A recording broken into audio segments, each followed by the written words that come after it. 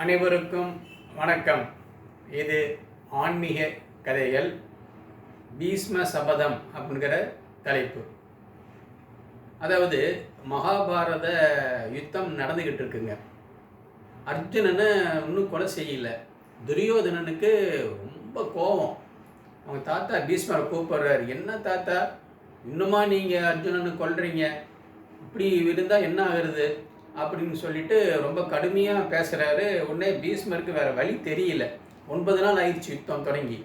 உடனே பீஷ்மர் சொல்கிறாரு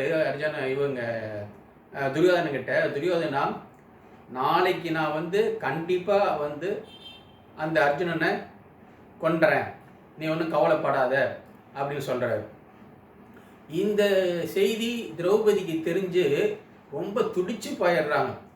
ஏன்னா பீஷ்மர் சபதம் பண்ணிட்டாருன்னா அது கண்டிப்பாக நிறைவேற்றிடுவார். அதனால் என்ன பண்ணது தெரியல. கிருஷ்ணர்கிட்ட போய் வழக்கம் போல் எங்கேயுமே முடியலன்னா கடைசியில் கோவிந்தான்னு அவர்கிட்ட போகிறது தான் வழி. அதனால் கிருஷ்ணர்கிட்ட போய் சொல்கிறாங்க. உடனே கிருஷ்ணர் என்ன பண்ணுறாரு, ஒன்றும் பயப்படாத, என் கூட வா, நான் உன்னை பீஷ்மர்கிட்ட கூட்டிகிட்டு போகிறேன் அப்படின்னு கூட்டிகிட்டு போகிறார். அது ஒரு இருட்டு நேரம். கிருஷ்ணர் மாயங்கள் செய்கிறவர். அந்த நேரத்தில் இருட்டாக இருக்குது அந்த இடமே. கிருஷ்ணர் வந்திருக்காரு. வந்த உடனே துரியோதன இவர்கிட்ட பீஷ்மர்கிட்ட சொல்கிறார், இந்தமாரி ஒரு பெண் அழைச்சிட்டு வந்திருக்கேன், அவங்களுக்கு நீங்கள் ஆசீர்வாதம் வழங்கணும் அப்படின்னு கிருஷ்ணர் சொல்கிறாரு. இருட்டில் இவருக்கு பீஷ்மருக்கு யாருன்னு தெரியல.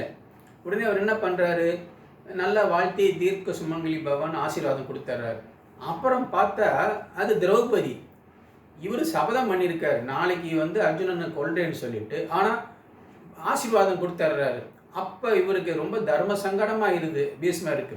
கிருஷ்ணர்கிட்ட கேட்குறாரு, கண்ணா, இந்தமாரி நீ பண்ணிட்டியே, இப்போ இந்த அர்ஜுனன் நான் கொல்ல முடியாது, ஆனால் நான் என்னுடைய சபதம் என்ன ஆகுறது, நான் சபதம் பண்ணுனா நிறைவேற்றணுமே, இதுக்கு என்ன பண்ணுறது அப்படின்னு புலம்புறார்.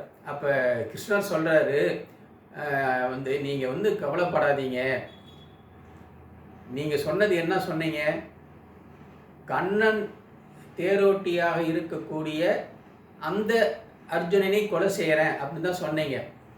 நாளைக்கு நான் தேர் ஓட்ட மாட்டேன், எனக்கு பதில் செகண்டி அப்படிங்கிறவர் தான் தேர் ஓட்ட போகிறாரு. அதனால நீங்கள் உங்களுடைய சபதம் இதனால் ஒன்றும் கெட்டு போக போகிறதில்லை என்று கிருஷ்ணர் சொன்னார். ஆகவே கண்ணனுடைய கருணை, கிருஷ்ணருடைய கருணை இருந்தால் எப்படிப்பட்ட ஆபத்தாக இருந்தாலும் அது நீங்கிவிடும் என்று கூறி இந்த நிகழ்ச்சியை இந்த அளவில் நிறைவு செய்கிறேன். நன்றி, வணக்கம்.